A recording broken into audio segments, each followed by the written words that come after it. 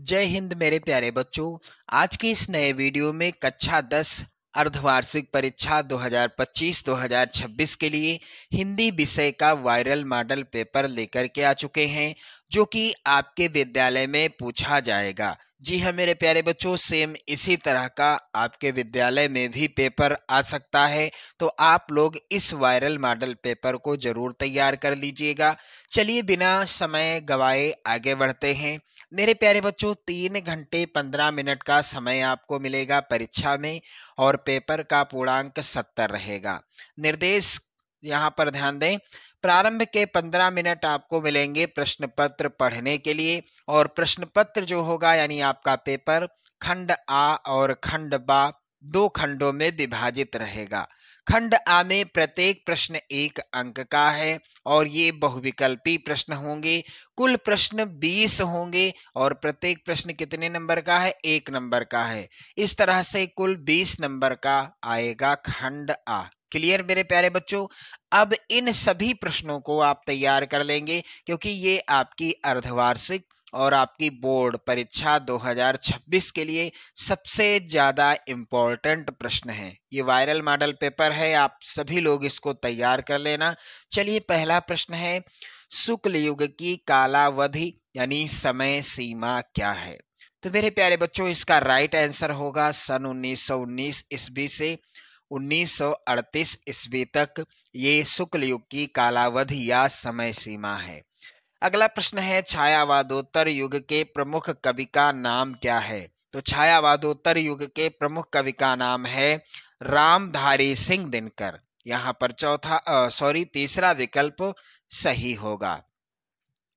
तीसरा प्रश्न है, भगवत शरण उपाध्याय द्वारा रचित निबंध कौन सा है? इनमें से भगवत शरण उपाध्याय जी के द्वारा लिखित निबंध कौन सा है? मेरे प्यारे बच्चों, डी वाला ऑप्शन सही होगा, ठूठा आम। प्रश्न संख्या 4 है, रस मीमांसा के लेखक कौन है? तो रस मीमांसा किसके द्वारा लिखी गई रचना है? यहाँ पर राइट आंसर हो जाएगा आचार्य रामचंद्र शुक्ल, जो कि विकल्प में नहीं है, मिसप्रिंट हो गया है, रामचंद्र शुक्ल। अगला है प्रश्न, शुक्ल युग के प्रमुख इतिहासकार कौन हैं? तो यहाँ पर ऑप्शन सही होगा मेरे प्यारे बच्चों, आप लोग ध्यान दें, हजारी प्रसाद द्विवेदी और बाबू गुलाब राय, ये दोनों शुक्ल युग के प्रमुख इतिहासकार हैं। प्रश्न संख्या 6 है, तार सप्तक का प्रकाशन वर्ष क्या है? तो मेरे प्यारे बच्चों, इसका राइट आंसर होगा सन 1943 ईस्वी में तार सप्तक का प्रकाशन हुआ था।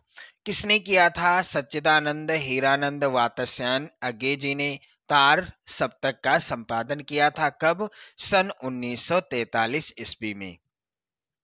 प्रश्न संख्या 7 है, साकेत महाकाव्य की रचना किसने की? तो साकेत महाकाव्य की रचना की है मैथिली शरण गुप्त जी ने। पहला ही ऑप्शन सही होगा। अगला प्रश्न है, प्रगतिवाद की 2 विशेषताएं या प्रवृत्तियां कौन सी हैं? मेरे प्यारे बच्चों, यहाँ पर राइट आंसर होगा मानवतावादी प्रवृत्ति और विद्रोह एवं क्रांति की भावना, यानी विकल्प डी सही होगा, विकल्प ए और बी दोनों। अगला है प्रश्न, रेतिकाल के प्रमुख 2 कवि कौन से हैं? तो बिहारी लाल और पद्माकर। यहाँ पर राइट आंसर होगा विकल्प ए और बी दोनों। क्लियर? चलिए आगे बढ़ते हैं। प्रश्न संख्या 10 है, ललित ललाम के रचयिता कौन है? तो ललित ललाम किसकी रचना है? यहाँ पर डी वाला ऑप्शन सही होगा मेरे प्यारे बच्चों, मतिराम जी की रचना है। प्रश्न संख्या 11 है, हंसी हंसी भाजें देखी दुल्ह दिगंबर को, पाहुनी जे आवे हिमांचल के उछाह में, निम्नलिखित में रस कौन सा है? तो मेरे प्यारे बच्चों, एक चीज और याद कर लेना आप लोग, करुण रस का स्थायी भाव होता है शोक, हास्य रस का स्थायी भाव होता है हास, श्रृंगार रस का स्थायी भाव होता है रति और वीर रस का स्थायी भाव होता है उत्साह। तो दिया गया उदाहरण किस रस का है? हास्य रस का है। चलिए अगला प्रश्न है यहाँ पर, हरिमुख मनोह मयंक पंक्ति में अलंकार कौन सा है? तो दिए गए उदाहरण में कौन सा अलंकार है? यहाँ पर राइट आंसर होगा उत्प्रेक्षा अलंकार। अगला प्रश्न है मेरे प्यारे बच्चों, लिखकर लोहित लेख, डूब गया दिन मणि आहा, व्योम सिंधु सखी देखी, तारक बुध बुध दे रहा।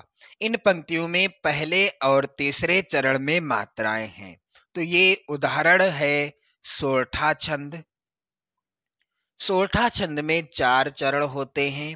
इसके पहले और तीसरे चरण में मात्राएं होती हैं 11-11।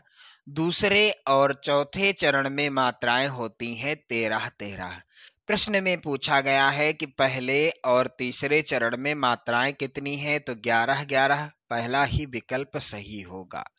चलिए अगला प्रश्न है, सुदर्शन शब्द में उपसर्ग है, तो सुदर्शन शब्द में यहाँ पर ध्यान दें, दर्शन क्या है, मूल शब्द है और उपसर्ग लगता है किसी भी शब्द के पूर्व यानी पहले, तो यहाँ पर सु उपसर्ग लग गया। अब क्या हो गया, सुदर्शन हो गया। क्लियर मेरे प्यारे बच्चों, यहाँ पर बी वाला ऑप्शन सही होगा। कलम कमल होगा, यहाँ पर कमल। राजीव, जलज आदि कहलाते हैं, तो ये सभी क्या कहलाते हैं, पर्यायवाची शब्द कहलाते हैं।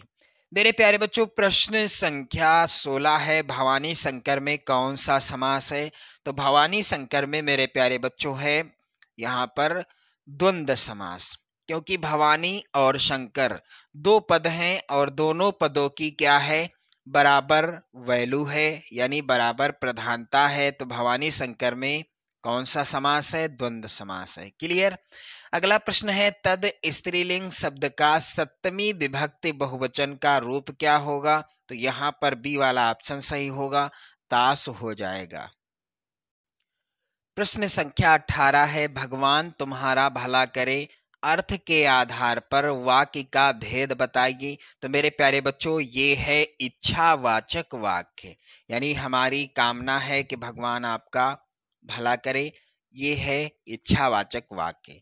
प्रश्न संख्या 19, वह अब भी बैठ नहीं सकता, वाक्य का भाववाच्य में रूप होगा, क्या होगा, वह बैठ नहीं सकता अब, या उससे अब भी नहीं जाता बैठा, या उससे अब भी बैठा नहीं जाता।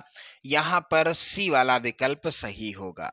चलिए प्रश्न संख्या 20 है, निम्नलिखित में सर्वनाम क्या है, तो यहाँ पर है वह सर्वनाम, सी वाला विकल्प सही होगा। मेरे प्यारे बच्चों, इसके बाद खंडबा जो कि वर्णनात्मक प्रश्नों पर आधारित है, 50 नंबर का आएगा। चलिए ध्यान दें, पहला है प्रश्न, निम्नलिखित गद्यांश पर आधारित 3 प्रश्नों का उत्तर आपको देना है, 6 नंबर का प्रश्न आएगा। पहला गद्यांश है, भिन्न भिन्न धर्मों को मानने वाले भी जो सारी दुनिया के सभी देशों में बसे हुए हैं, यहाँ भी थोड़ी बहुत संख्या में पाए जाते हैं, और जिस तरह यहाँ की बोलियों की गिनती आसान नहीं, उसी तरह यहाँ भिन्न भिन्न धर्मों के संप्रदायों की भी गिनती आसान नहीं।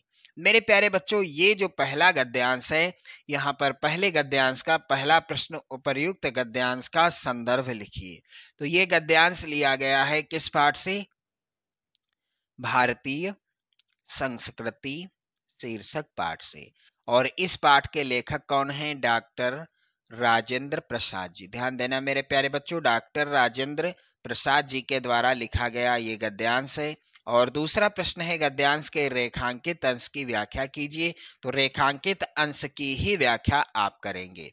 एक और प्रश्न है, प्रस्तुत गद्यावतरण में लेखक क्या कहना चाहता है, इसका उत्तर गद्यांश से ही आप कर लेंगे। अथवा में भी एक और गद्यांश आएगा, चाहे आप पहला हल करें या दूसरा। दूसरा क्या है, मानव मन सदा से ही अज्ञात के रहस्यों को खोलने और जानने समझने को उत्सुक रहा है। जहां तक नहीं पहुंच सकता था, वहां वह कल्पना के पंखों पर उड़कर पहुंचा। उसकी अनगढ़ और अविश्वसनीय कथाएं उसे सत्य के निकट पहुंचने में प्रेरणा शक्ति का काम करती रहीं। अंतरिक्ष युग का सूत्रपात 4 अक्टूबर 1957 को हुआ था, जब सोवियत रूस ने अपना पहला स्पुतनिक छोड़ा।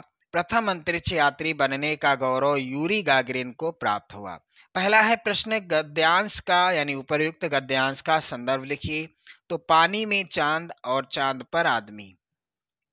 पाठ का नाम क्या है मेरे प्यारे बच्चों? पानी में चंदा और चांद पर आदमी।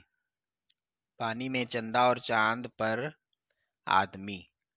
और इस पाठ के लेखक कौन हैं? तो ध्यान देना, जयप्रकाश भारती जी। इस पाठ के लेखक हैं जयप्रकाश भारती जी।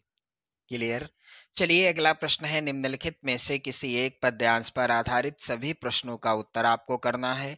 6 नंबर का प्रश्न आएगा। पहला है पद्यांश, ऊधो मन न भये 10-20, एक हुतों सो गयो श्याम संग को अवराधे ईस।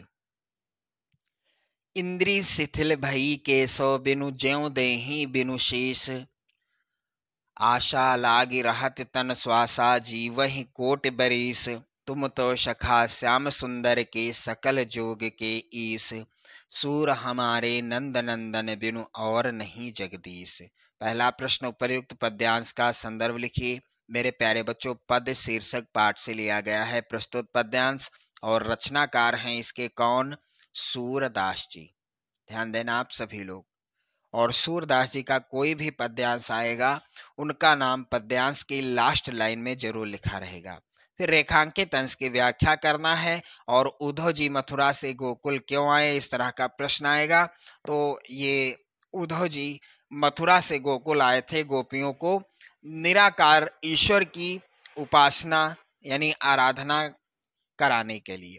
चलिए ध्यान दें, अगला है, अथवा में सच्चा प्रेम वही है जिसकी तृप्ति आत्म बलि पर हो निर्भर, त्याग बिना निष्प्राण प्रेम है करो प्रेम पर प्राण निछावर, देश प्रेम वह पुण्य क्षेत्र है अमल असीम त्याग से विलसित, आत्मा के विकास से जिसमें मनुष्यता होती है विकसित। पहला प्रश्न, उपर्युक्त पद्यांश का संदर्भ लिखिए। मेरे प्यारे बच्चों, स्वदेश प्रेम, स्वदेश प्रेम शीर्षक कविता से लिया गया है प्रस्तुत पद्यांश और रचनाकार हैं राम नरेश त्रिपाठी जी। क्लियर? आप कोई भी पद्यांश हल कर सकते हैं। अगला प्रश्न है रेखांकित अंश की व्याख्या और एक और प्रश्न आएगा, प्रस्तुत पद्यांश में किसके प्रेम पर प्राण निछावर करने की बात कही है?